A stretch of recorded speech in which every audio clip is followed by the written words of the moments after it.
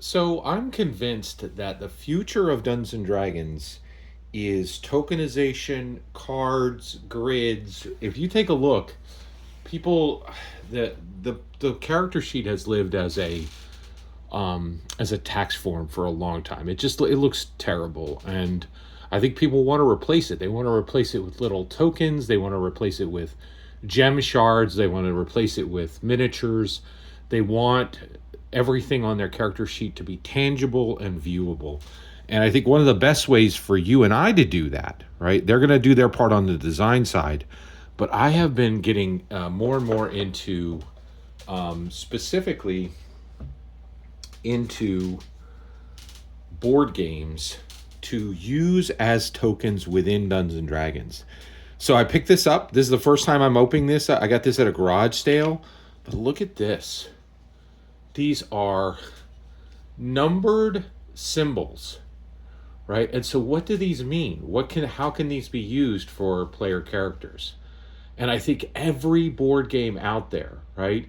First of all, these can be picked up very, very easily and very cheaply. This was $3, right? And so porting this into spells, into abilities for barbarians and for fighters is really interesting, and there's a lot of possibilities.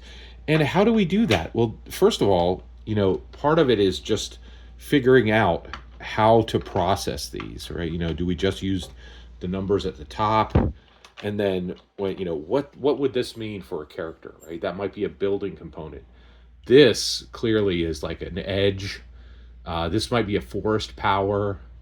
That's Icewind Dale. This is a targeting for a fighter, and there's just so many ways that this can get processed.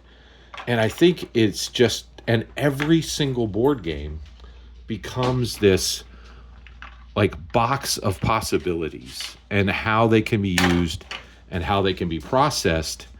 And again, cards. What do the cards mean for Dungeons and Dragons characters? And so I think this is like a frontier that we can begin to enter down into to convert these to use for Dungeons and Dragons.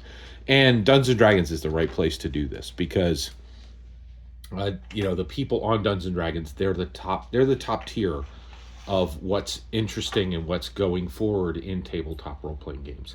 They're the people that are most innovative, the most engaged, and frankly the most charismatic, confident, and intelligent, in my humble opinion.